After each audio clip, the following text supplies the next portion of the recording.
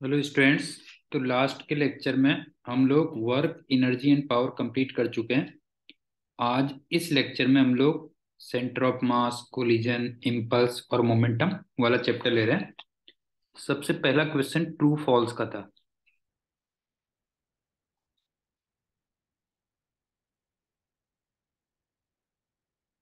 दो पार्टिकल्स थे, एक था 1 kg और एक था 3 kg, और दोनों बिल्कुल स्पेस में थे। ऑब्वियस सी बात है, उनमें म्यूचुअल अट्रैक्शन लगा होगा। मतलब अगर एफ फोर्स ये लगा हुआ है तो एफ फोर्स ये भी लगा होगा। आपसे कहता है कि जब दोनों के बीच में relative velocity 2 metre per second है, तो उसमें वेलोसिटी ऑफ सेंटर ऑफ मास आपको 0.5 मीटर पर सेकेंड दे रखी थी। ये गिवन था।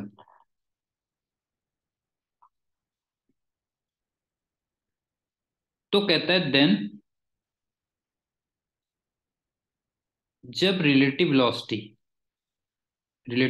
ऑफ अप्रोच वर्ड दिया था, वो 3 मीटर पर सेकेंड हो जाती है, तो उसमें velocity of centre of mass 0.75 metre per second हो जाएगी। ये क्वेश्चन था। एक बार रिपीट कर दे रहा हूँ। दो पार्टिकल्स हैं 1 kg और 3 kg के, और दोनों स्पेस में हैं। Mutually equal and opposite force लगे होंगे डेफिनेटली। तो आपको ये दिया था कि जब relative velocity 2 metre per second है, तो velocity of centre of mass उसमें 0.5 मीटर पर सेकेंड है।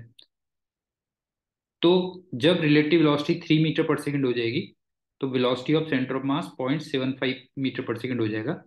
तो ये एक्चुअली में फॉल्स था। रीजन क्या है देखो।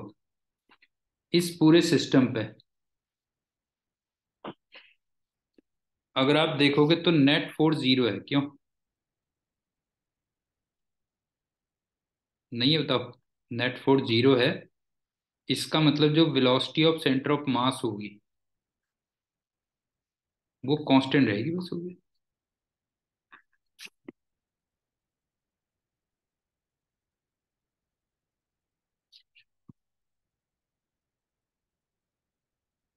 फिर चेंज क्यों होगी? मतलब अगर ये 0.5 मीटर पर सेकेंड दे रखी थी, तो ऑब्वियस सी बात है, आंसर क्या रहेगा? 0.5 मीटर पर सेकेंड रहेगा। ठीक। अब चलते हैं सेकंड क्वेश्चन में। उसके बाद हमारे एसर्शन रीजन शुरू हो गए थे।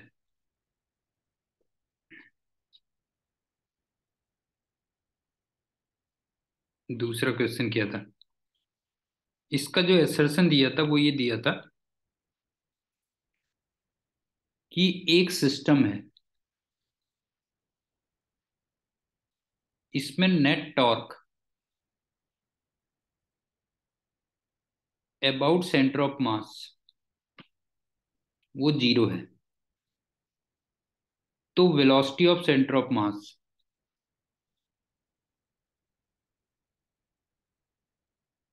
ये कांस्टेंट रहेगी। ये तो एसर्शन दिया था, और इसका रीजन दिया था कि momentum of isolated system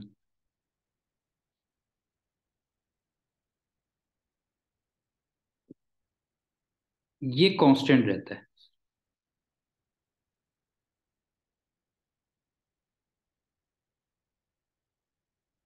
question एक बार रिपीट कर दे रहा हूं। एसर्शन में ये दिया था कि अगर किसी सिस्टम में net torque about centre of mass zero हो, तो velocity of centre of mass constant रहती है। और रीजन दिया था कि आइसोलेटेड सिस्टम का जो टोटल मोमेंटम होगा वो कांस्टेंट होगा। तो एक्चुअल में ये पहला वाला जो स्टेटमेंट है ये तो फॉल्स है, और ये ट्रू है। वो कैसे देखो। आइसोलेटेड सिस्टम में ऑब्वियस सी बात है, एफ एक्सटर्नल जीरो होगा ना। इसका मतलब एफ नेट जीरो आ जाएगा, क्योंकि इंटरनल फोर्सेस तो वैसे ही जीरो होंगे। और अगर एफ नॉट जीरो होगा तो ऑब्वियस सी बात है पी की वैल्यू क्या रहेगी, कांस्टेंट रहेगी। आई थिंक पॉइंट क्लियर हो गया होगा कि आइसोलेटेड सिस्टम में ऑब्वियस सी बात है एक्सटर्नल फोर्स जीरो होगा, इंटरनल फोर्स तो वैसे ही जीरो होते हैं सिस्टम में, तो इसका मतलब नेट फोर्स जीरो हो गया। तो सिस्टम का जो मोमेंटम होगा वो क्या रहेगा, कांस्टेंट रहेगा। अब एसर्शन पे चलते हैं।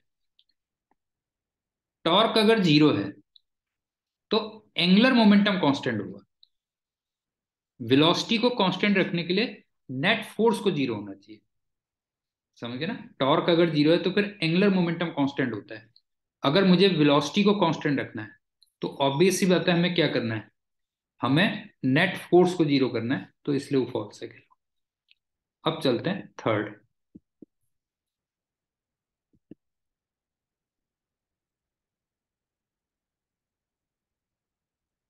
थर्ड में आपको एसर्शन में दिया था कि इलास्टिक कोलिजन में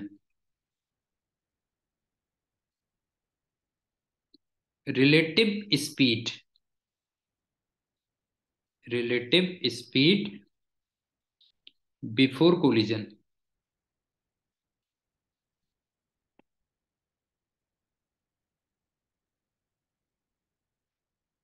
equal to relative speed after collision होती है।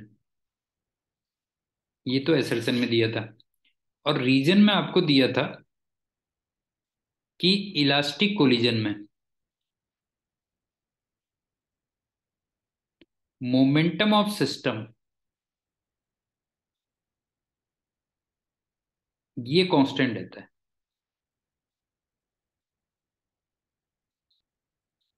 क्वेश्चन एक बार रिपीट कर रहा हूं। एसर्शन में आपको दिया था कि इलास्टिक कोलिजन में relative speed before collision equal to relative speed after collision होती है। और रीजन में दिया था इलास्टिक कोलिजन में सिस्टम का जो मोमेंटम होता है वो कांस्टेंट होता है। तो ये तो ट्रू है, तुम जानते ही होगे।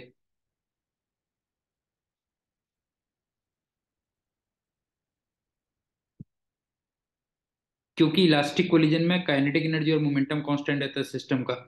लेकिन ये वाला स्टेटमेंट फॉल्स है। क्यों? क्योंकि इलास्टिक कोलिजन में magnitude of relative velocity before collision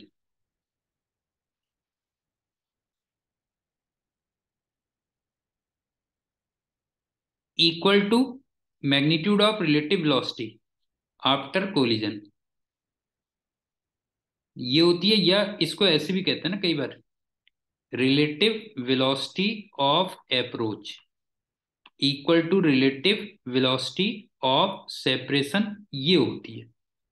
जैसे एक सिंपल सा देखो कि अगर मान लो बिफोर कोलिजन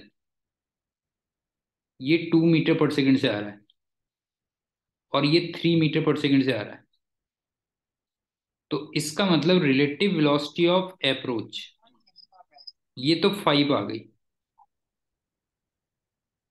अब सपोज करो आफ्टर कोलिजन, जस्ट एक इमेजिन कर रहा हूं कि आफ्टर कोलिजन मान लो ये 6 मीटर और ये 1 मीटर पर सेकंड हो जाती है, तो रिलेटिव वेलोसिटी ऑफ सेपरेशन ये भी 5 आ गई। इसका मतलब ये इलास्टिक कोलिजन हो सकता है। क्यों? अगर ये वो बने कॉम्बिनेशन तो ये इलास्टिक कोलिजन है। क्यों? लेकिन अब आप देखो कि अगर मैं पहली वाली फिगर में देखूं तो रिलेटिव स्पीड बिफोर कोलिजन ये 1 है। देखो भाई, एक की स्पीड 3 है, एक की 2 है, तो ऑब्वियस सी बात है रिलेटिव स्पीड 1 है। और रिलेटिव स्पीड आफ्टर कोलिजन वो 5 है, क्योंकि एक की स्पीड 6 है, एक की 1 है। ठीक। और ये दोनों सेम नहीं है।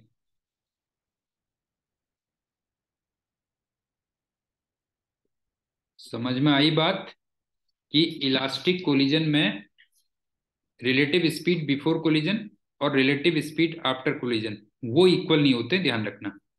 बेसिकली होता है रिलेटिव वेलोसिटी ऑफ अप्रोच और रिलेटिव वेलोसिटी ऑफ सेपरेशन, ये इक्वल होते हैं।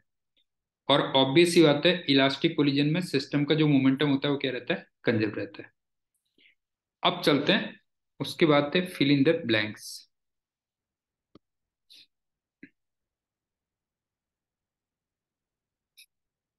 टीएम,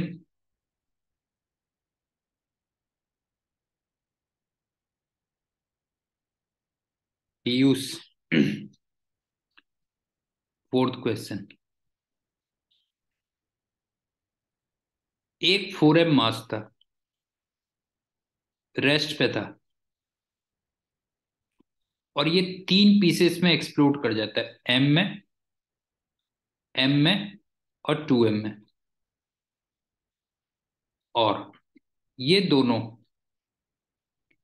परपेंडिकुलर डायरेक्शंस में मूव कर जाते हैं, और दोनों की स्पीड v है। तो आपसे कहता है कि एक्सप्लोजन में टोटल कितनी एनर्जी रिलीज हुई। एक्सप्लोजन में टोटल एनर्जी रिलीज्ड, ये पूछता है आपसे।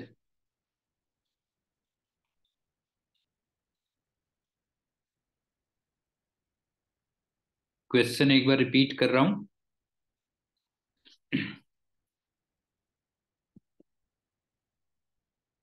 4m मास रेस्ट पे था, और वो 3 पार्ट्स में ब्रेक हुआ, एम, एम और 2m में।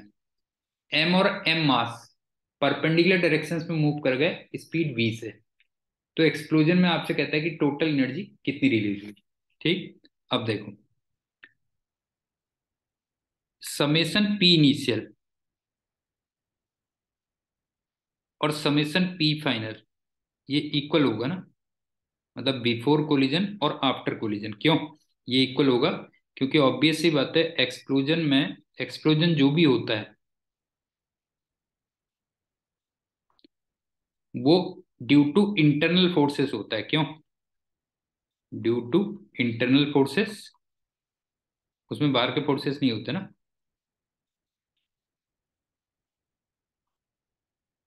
और इंटरनल फोर्सेस का जो सम होगा वो ऑब्वियस सी बात है वैसे ही जीरो होगा। तो इसका मतलब सिस्टम का जो मोमेंटम है वो क्या रहेगा, कंजर्व रहेगा। तो अब देखो क्या है, इनिशियल मोमेंटम जीरो था, राइट? अब फाइनल मोमेंटम कितना हुआ, ध्यान से देखना बेटा जो है, एम वी और एम वी, वो दो परपेंडिकुलर डायरेक्शंस पे हुए। तो इसका मतलब √2 एम वी इन दोनों का आ गया। ये समझ में आया बेटा? एक का आया एम वी और दूसरे का भी आया एम वी, और वो 90 डिग्री पे लगे हुए हैं। तो इसका मतलब √2 एम वी हो गया। अब इसका आ जाओ, इसका मतलब इसका बिल्कुल उतना ही अपोजिट होना चाहिए। तो ये कितना हो जाना चाहिए बताओ, twice M into V dash हो जाना चाहिए। ये जीरो नहीं आना चाहिए, बताओ। समझ में आया बेटा? तो यहां से अगर तुम देखोगे तो वी डैश की वैल्यू कितनी आ गई, जो अननोन मास है, मतलब 2m जो मास है उसकी वी डैश की वैल्यू कितनी आ गई बताओ जो है। वी डैश की वैल्यू मेरे ख्याल से आ गई v/√2 आ गई। तो इसका मतलब टोटल एनर्जी कितनी आ गई, टोटल एनर्जी आ गई 2 टाइम्स ½ mv²। ये तो इन दोनों पार्टिकल्स की हो गई, प्लस ½ 2m इंटू v/√2, इसका स्क्वायर। ये 2m वाले मास की होगी, बस हो गया। ये टोटल एनर्जी आ गई। एक बार कंसेप्ट दोबारा से रिपीट कर दे रहा हूं। जब भी एक्सप्लोजन होता है तो वो इंटरनल फोर्सेस की वजह से होता है, और इंटरनल फोर्सेस का सम वैसे ही जीरो होता है। इसका मतलब सिस्टम का मोमेंटम कंजर्व रहेगा। इनिशियली सब कुछ रेस्ट पे था, तो इसका मतलब इनिशियल मोमेंटम जीरो होगा, तो फाइनल मोमेंटम भी जीरो होना चाहिए। अब फाइनल मोमेंटम एम और एम का मिला के √2 mv हो जाएगा। तो अगर 2m वाले मास की वेलोसिटी मान लो v डैश है,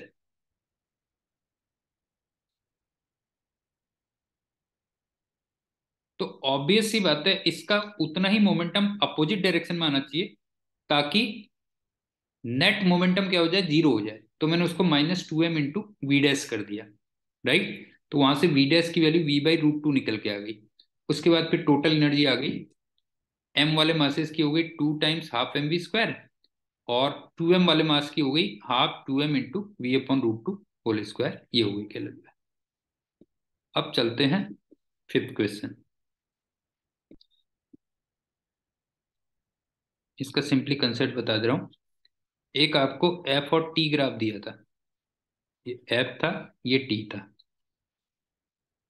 इस टाइप से कुछ दिया था। और ये कुछ भी कह लो, ये जीरो है, ये टी नॉट है। तो आपसे जीरो से लेके टी नॉट तक टोटल इम्पल्स पूछा था।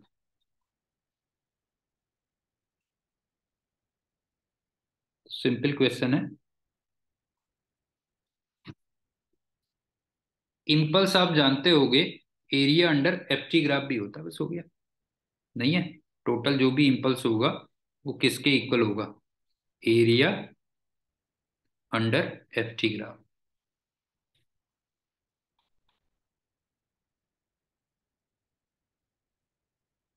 इस ग्राफ का पूरा एरिया फाइंड कर लेना, वो आपका इम्पल्स आ जाएगा।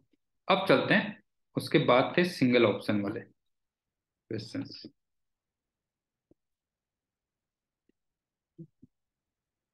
Single option correct.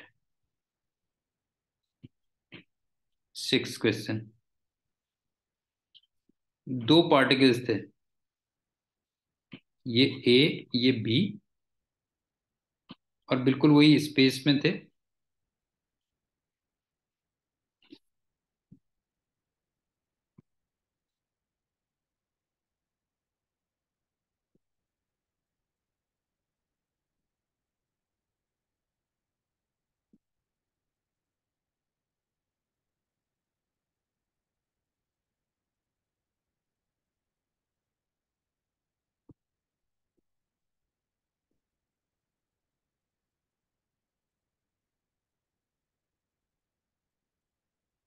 स्पेस में थे, हाँ।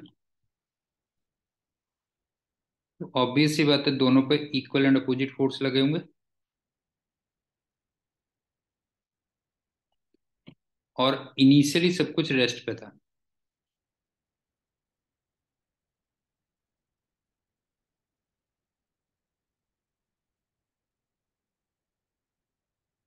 तो आपसे कहता है कि जिसमें वेलोसिटी ऑफ ए वी के इक्वल है, वेलोसिटी ऑफ बी 2b के इक्वल है, तो उसमें वेलोसिटी ऑफ सेंटर ऑफ मास क्या होगी।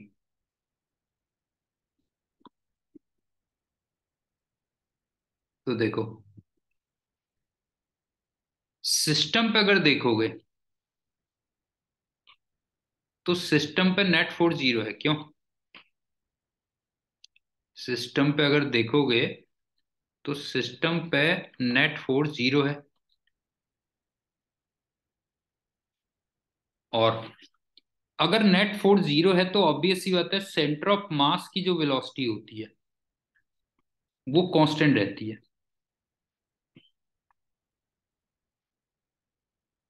और इनिशियली आपको सब कुछ रेस्ट पे दिया था, तो सेंटर ऑफ मास की जो इनिशियल वेलोसिटी थी वो जीरो थी। इसका मतलब किसी भी टाइम पे जो वेलोसिटी होगी, फाइनल वेलोसिटी, वो भी क्या होगी, जीरो होगी। उससे कोई फर्क नहीं पड़ता कि ए की वेलोसिटी वी है और टू बी की वेलोसिटी टू बी है। तो इसका मतलब इसका जो आंसर आएगा वो जीरो आएगा। बच्चों वाला कंसेप्ट है, एक बार दोबारा से रिपीट कर दे रहा हूँ। पूरे सिस्टम पे नेट फोर्स जीरो है, और इनिशियली सब कुछ रेस्ट पे है। तो इसका मतलब velocity of centre of mass constant होगी, और इनिशियल वेलोसिटी जीरो थी क्योंकि सब कुछ रेस्ट पे था। तो ऑब्वियस सी बात है किसी भी मोमेंट पे वेलोसिटी क्या रहेगी, जीरो रहेगी सेंटर ऑफ मास की। उससे कोई फर्क नहीं पड़ता कि ए की वेलोसिटी v दे रखी है और बी की वेलोसिटी 2v दे रखी है। ठीक, नेक्स्ट स्टेप चलते हैं, सेवंथ। एक पार्टिकल को आप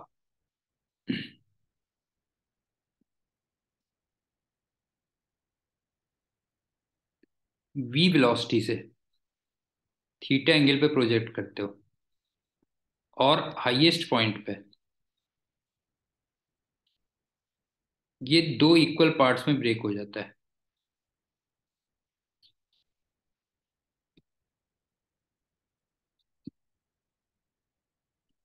और इसमें से एक पार्टिकल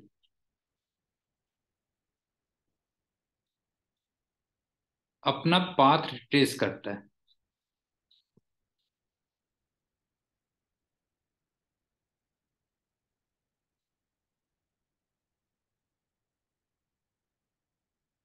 तो तुमसे वेलोसिटी ऑफ अदर पार्टिकल पूछी है, क्या होगी?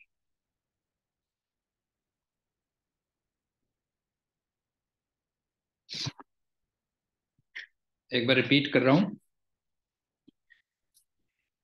एक पार्टिकल को आप v वेलोसिटी से थीटा एंगल पे छोड़ते हो, हाईएस्ट पॉइंट पे दो इक्वल पार्ट्स में ब्रेक हो जाता है। एक पार्टिकल, मैंने आपसे कहा, अपना पाथ रिट्रेस करता है, तो दूसरे पार्टिकल की वेलोसिटी कितनी होगी जस्ट आफ्टर एक्सप्लोजन, ये तुमसे पूछा हुआ है। अगर आप देखोगे तो ये ऐसा बनेगा, देखो फिगर,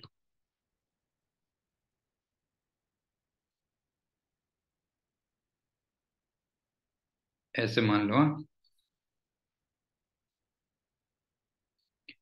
अब आप देखो यहाँ पे 2m मास ले लेता हूं मैं, ठीक है। 2m मास की जो वेलोसिटी रही होगी वो v cos थीटा रही होगी,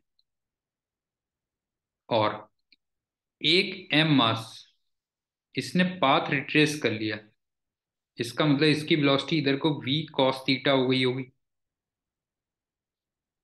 तो दूसरे मास m की वेलोसिटी मान लो इधर को v डैश हो जाती है। तो मैं जस्ट बिफोर कोलिजन और just after collision linear momentum conserve कर रहा हूं, तो समेशन p इनिशियल और समेशन p फाइनल इसको इक्वल कर रहा हूं। तो इनिशियल मोमेंटम कितना था, 2m v cos थीटा। अच्छा, एक काम कर रहा हूं मैं, इधर वाली डायरेक्शन को प्लस ले लेता हूं, ठीक है। इक्वल टू, बाद में कितना हो गया, m इंटू वी डैश, ये तो प्लस डायरेक्शन में आ गया, और minus m into V cos theta, ये अपोजिट डायरेक्शन में आ गया। तो यहां से वी डैश फाइंड कर लो, बस हो गया।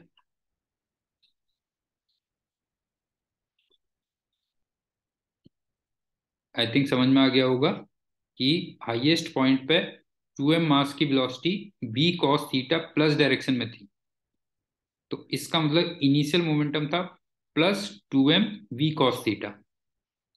एक मास ने अपना पाथ रिट्रेस कर लिया, इसका मतलब उसकी v cos theta opposite direction में वेलोसिटी हो गई, तो उसका मोमेंटम हो गया minus m v cos theta. और दूसरे पार्टी की वेलोसिटी मान लो v डैश है, तो उसका मोमेंटम हो गया m v डैश। तो तुमने समेशन p इनिशियल और समेशन p फाइनल को इक्वल कर दिया। ठीक, नेक्स्ट चलते हैं एट्थ पॉइंट पे।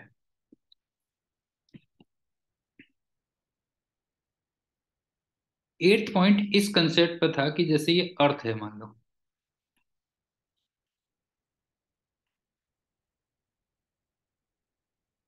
और इससे एक बॉल टकराती है, और वो इनइलास्टिक कोलिजन करती है।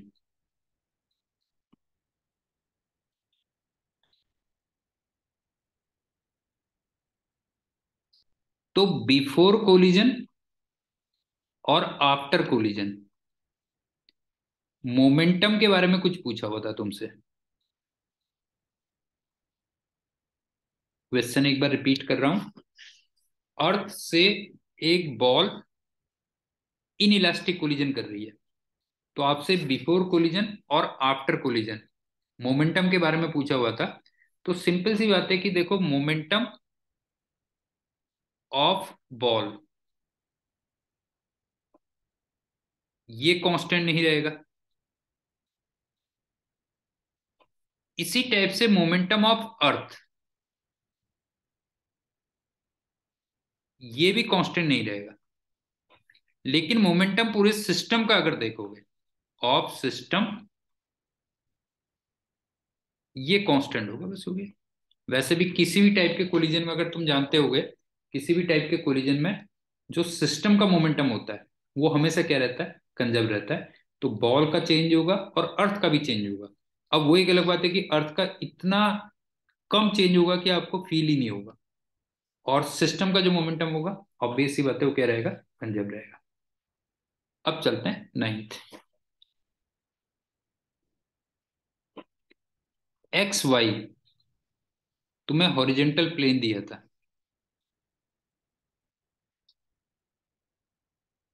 और एक एम मास था, वो कुछ हाइट पे, एट सम हाइट,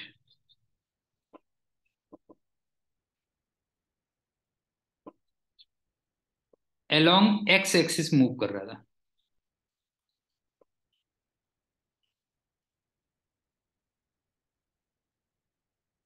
और फिर ये दो पार्ट्स में ब्रेक हो जाता है, m/4 में और 3m/4 में।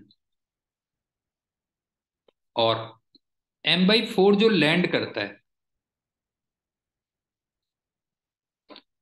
वो करता है y = +15 सेंटीमीटर में।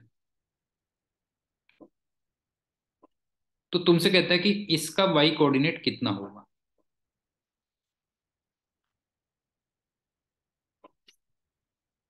एक बार दोबारा से देख लो। एक्स वाई तुम्हें एक हॉरिजेंटल प्लेन दिया हुआ है, एम मास किसी हाइट पे अलोंग एक्स एक्सिस मूव कर रहा था, फिर वो ब्रेक हो जाता है दो पार्ट्स में, m/4 और 3m/4 में। तो m/4 जो लैंड करता है वो y = +15 पे करता है। तो 3m/4 का y कोऑर्डिनेट तुमसे पूछा था कि कितना होगा। तो सिंपल सी बात है कि वो अलोंग एक्स एक्सिस मूव कर रहा था। इसका मतलब y सिस्टम कह लो या y सेंटर ऑफ मास, कुछ भी कह लो, ये जीरो रहा था बिफोर कोलिजन। इसका मतलब after collision also, after collision also y जो सेंटर ऑफ मास होगा वो जीरो रहेगा, बस हो गया, तुम्हारा ये कंसेप्ट है। और वाई सेंटर ऑफ मास का फॉर्मूला क्या होगा, m1y1 plus m2y2 upon m1 plus m2, ये होगा। तो आप इक्वेशन लिखोगे m/4 into +15 plus 3m/4 into Y कह लो, upon m1 plus m2, m/4 plus 3m/4। इसको जीरो कर दोगे तो यहां से अगर आप देखोगे तो जो y कोऑर्डिनेट आएगा वो -5 सेंटीमीटर, ये आ जाएगा बस, हो गया। क्वेश्चन और सॉल्यूशन एक बार रिपीट कर दे रहा हूं। एक एम मास किसी हाइट पे अलोंग एक्स एक्सिस मूव कर रहा था, और एक्स वाई तुम्हें हॉरिजेंटल प्लेन दिया हुआ था। फिर एम मास दो पार्ट्स में ब्रेक हो जाता है, m/4 और 3m/4 में। m/4 जब फाइनली ग्राउंड पे लैंड करता है तो y = +15 सेंटीमीटर पे लैंड करता है। तो 3m/4 कहाँ पे लैंड करेगा या y कोऑर्डिनेट उसका क्या होगा, ये तुमसे पूछा था। तो एम मास एक्स एक्सिस के लॉन्ग मूव कर रहा था, तो ऑब्वियस सी बात है कि उसका वाई कोऑर्डिनेट क्या था, जीरो था, या Y centre of mass zero था बिफोर कोलिजन या एक्सप्लोजन, कुछ भी कह लो, कोलिजन या एक्सप्लोजन। तो ऑब्वियस सी बात है आफ्टर एक्सप्लोजन भी, एक्सप्लोजन लिख देता हूं इसको, ठीक है। तो आफ्टर एक्सप्लोजन भी क्या होगा, वाई सेंटर ऑफ मास क्या रहेगा, जीरो रहेगा। तो इसका मतलब m1y1 plus m2y2 upon m1 plus m2, वो क्या रहना चाहिए, जीरो रहना चाहिए। अब चलते हैं 10th क्वेश्चन में। दो प्रोजेक्टाइल मोशन है,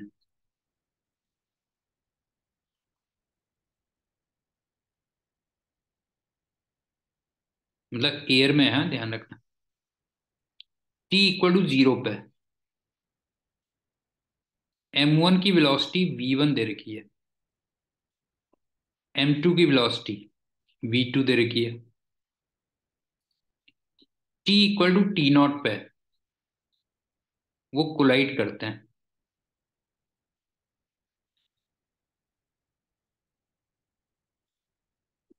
और T equal to two T naught पे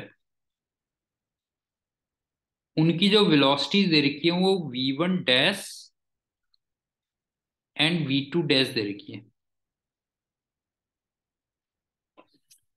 तो तुमसे ये पूछा हुआ कि m1 v1 dash plus m2 v2 dash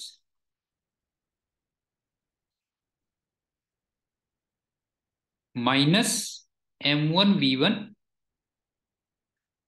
plus m2 v2, ये कितना होगा? क्वेश्चन एक बार रिपीट कर दे रहा हूं। दो प्रोजेक्टाइल मोशंस हैं, इसका मतलब एयर में है। टी इक्वल टू 0 पे दोनों की वेलोसिटी v1 और v2 है। टी नॉट टाइम पे वो कोलाइड करते हैं, और टू टी नॉट टाइम पे उनकी वेलोसिटी v1 डैश और v2 डैश हो जाती है। तो आपसे m1 v1 dash plus m2 v2 dash minus m1 v1 plus m2 v2 इसका मैग्नीट्यूड पूछा हुआ है। तो सिंपल सी बात है, तुम ये देखो कि ये वाला जो है ये है P of system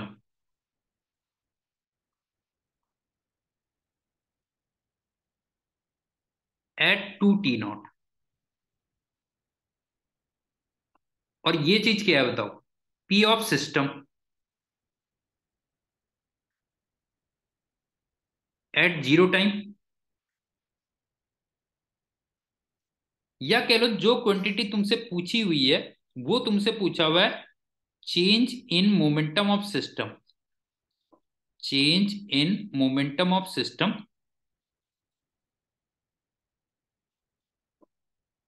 momentum of system,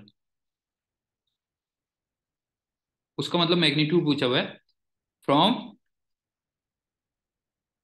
zero to T to T naught. इसके बीच में तुम्हें सिस्टम का चेंज इन मोमेंटम पूछा हुआ है, उसका मैग्नीट्यूड। और चेंज इन मोमेंटम तुम जानते हो इंपल्स होता है।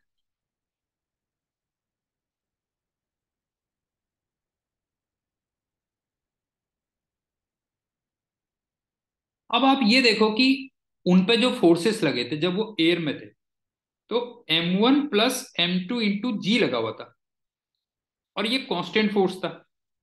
तो इसका मतलब जो इंपल्स होगा वो सीधे सीधे m1 plus m2 into G into T naught हो जाएगा, बस हो गया। तो ये कितना हो गया? ये हो जाएगा m1 plus m2 into G into two T naught. ये आंसर आ गया, बस हो गया। अच्छा, इसमें इस चीज से मैटर नहीं कर रहा है कि वो टी नॉट टाइम पे टकरा रहे हैं, क्या हो रहा है, उससे कोई मतलब नहीं है। आपको सिंपली क्या पूछा हुआ है कि जीरो से टू टी नॉट के बीच में मोमेंटम में जो चेंज आया सिस्टम का, वो आपसे पूछा हुआ है। और चेंज इन मोमेंटम मैंने आपसे कहा इंपल्स होता है।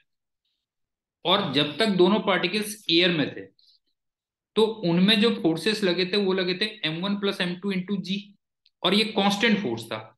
तो कांस्टेंट फोर्स को अगर हम सीधे टाइम से मल्टीप्लाई करते हैं तो ऑब्वियस सी बात है वो इंपल्स बन जाता है। तो आंसर जो आएगा वो आएगा m1 plus m2 into G into two T naught, ये कह लो। अब चलते हैं 11th क्वेश्चन।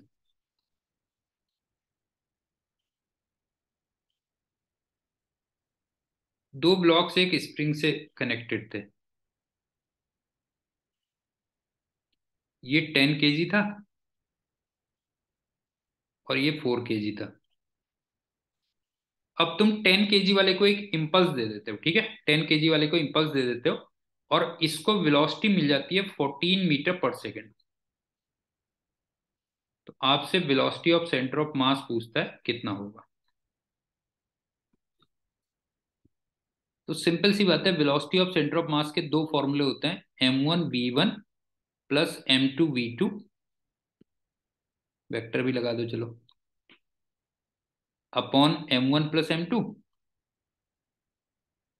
या इसको तुम ऐसे भी कह सकते हो P total, total momentum upon M total, ये भी कह सकते हो ना।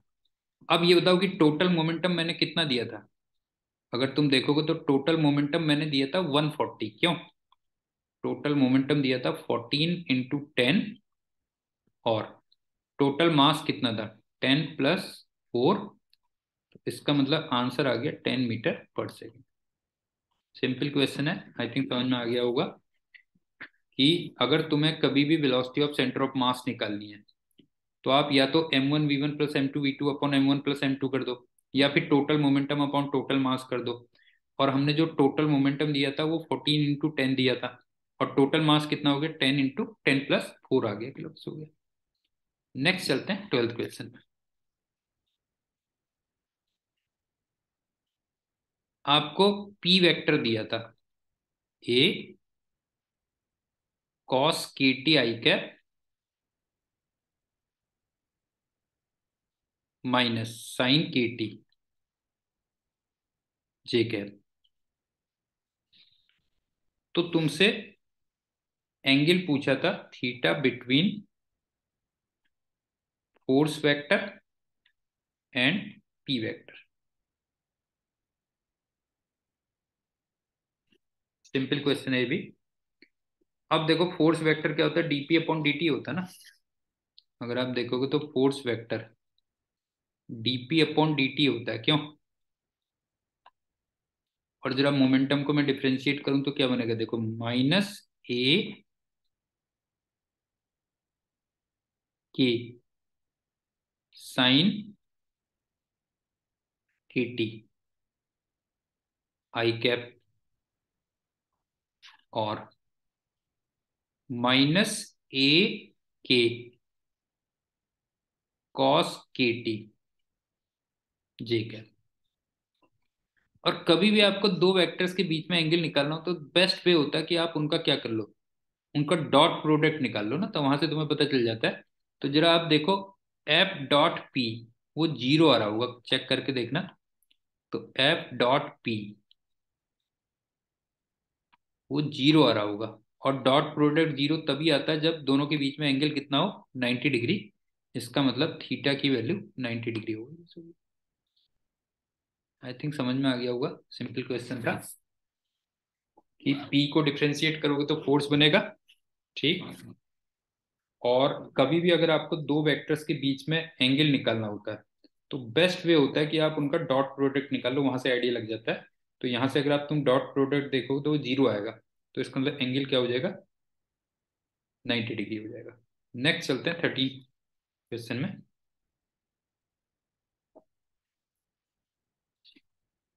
आपसे कहता है कि समेसन एफ एक्सटर्नल एक सिस्टम में, ध्यान रखना, वो जीरो है। तो तुमसे मोमेंटम ऑफ सिस्टम पूछा था, उसके बारे में पूछा था क्या होगा, और kinetic energy of system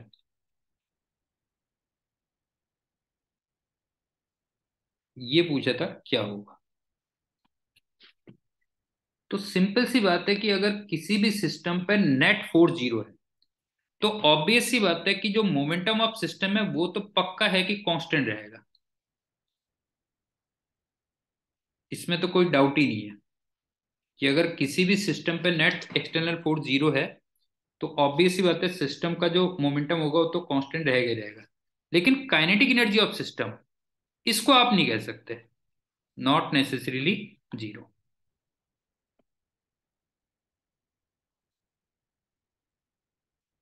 constant मतलब जो है,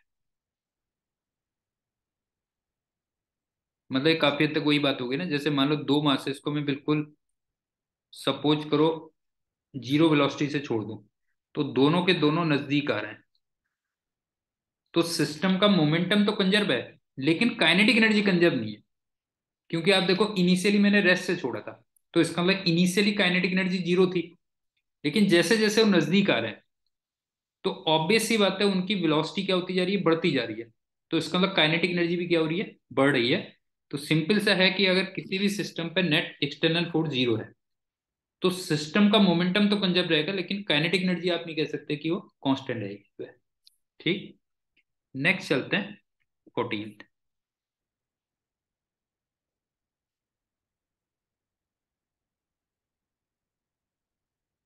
इसमें ना इस टाइप का एक दिया था, जैसे एक बड़ा सर्किल ड्रॉ किया था,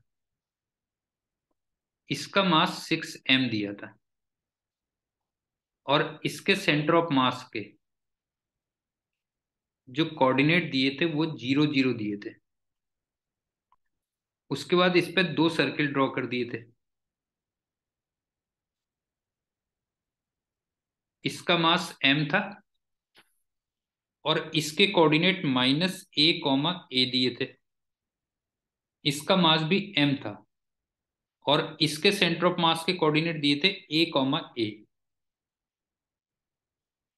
ये बच्चे जैसी फिगर बना दी थी। उसके बाद ये एक लाइन ड्रॉ की थी,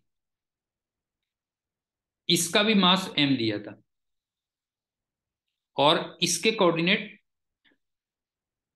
0 0 दिए थे, और एक लाइन ये भी ड्रॉ कर दी थी, इसका मास भी m दिया था, और इसके कोऑर्डिनेट सेंटर ऑफ मास के कोऑर्डिनेट 0, -a दिए थे। तो तुम्हें y सेंटर ऑफ मास निकालना था, कितना होगा, बस हो गया। देखने में क्वेश्चन थोड़ा टफ लग रहा था, मतलब पता नहीं क्या बच्चे जैसी फिगर लग रही थी। आई थिंक समझ में आ गया होगा। टोटल 5 फिगर्स हैं, एक बड़ा सर्किल, दो छोटे सर्किल्स, और दो लाइंस, उनके मासेस और सेंटर ऑफ मास के कोऑर्डिनेट्स दिए हुए हैं। तो तुम्हें पूरे ओवरऑल सिस्टम का सेंटर ऑफ मास का y कोऑर्डिनेट निकालना था। तो तुम जानते होगे उसका फॉर्मूला होता है m1y1 plus m2y2 plus m3y3 plus m4y4 upon total mass. इस टाइप से होता है। तो ये कितना आ जाएगा, आंसर कितना आ जाएगा, देखो बेटा, 6m इंटू इसका y coordinate 0 plus m into 0 plus m into a plus m into -a plus m into a, ये हो गया, बस हो गया।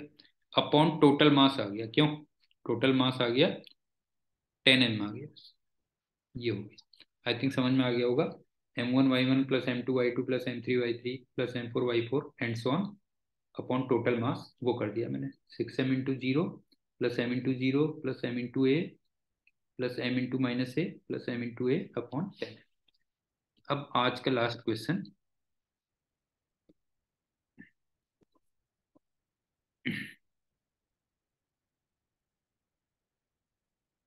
ये एक सर्किल है, हाँ,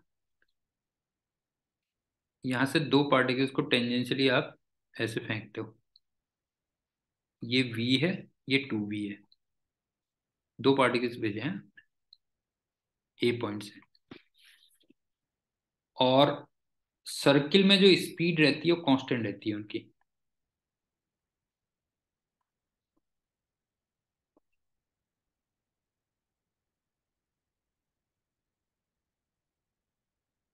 और वो तुमसे कहता है कि इलास्टिक कोलिजन करते हैं,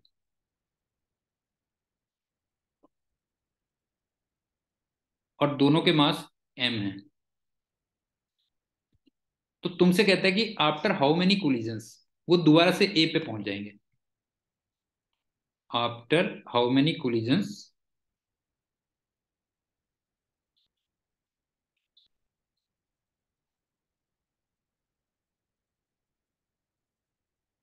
अगेन एट ए।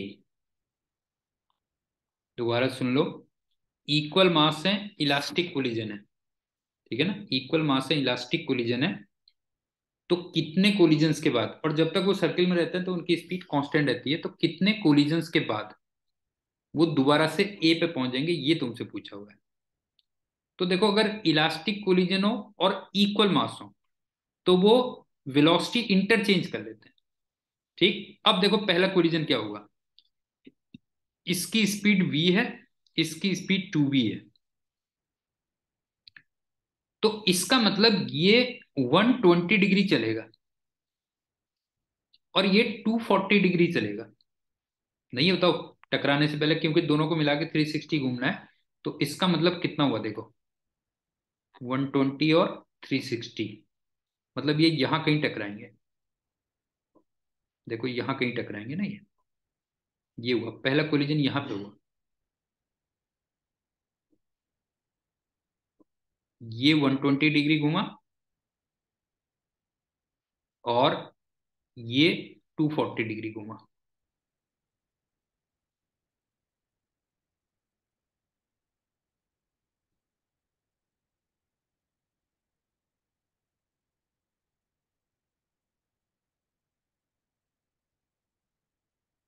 ये 240 हो गया।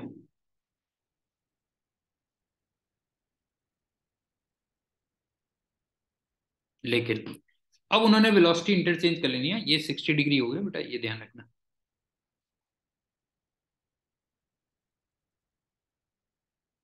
ये फर्स्ट कोलिजन हुआ है, ध्यान रखना। ये हुआ है फर्स्ट कोलिजन। अब देखो, उनको वेलोसिटी अब इंटरचेंज कर लेनी है। तो इसका मतलब जो 240 चला था वो फिर 120 घूमेगा, दूसरी बार वो 120 घूमेगा। इसका मतलब अगला जो कोलिजन होगा वो यहां से, आप देख रहे हैं, यहां से 120 हो जाएगा।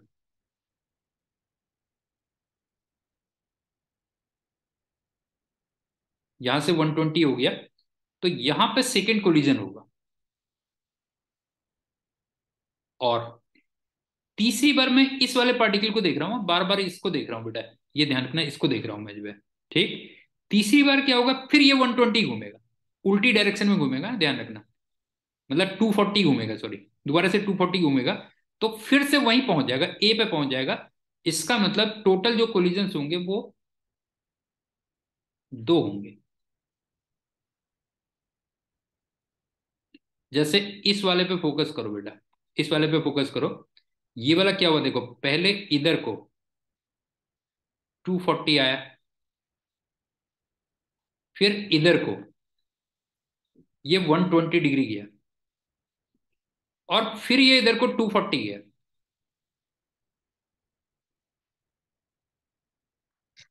तो अगर आप देखोगे, एक पार्टिकल को देखो, बस हो गया। तो एक पार्टिकल को अगर देखोगे तो टोटल कितना चल गया बताओ जो है, 240 क्लॉकवाइज, 120 एंटी क्लॉकवाइज, और 240 अगेन क्लॉकवाइज। तो जरा देखना, अल्टीमेटली ये 360 क्लॉकवाइज आ गया, 360 क्लॉकवाइज। तो वो वहीं पे पहुंच गया, बस हो गया।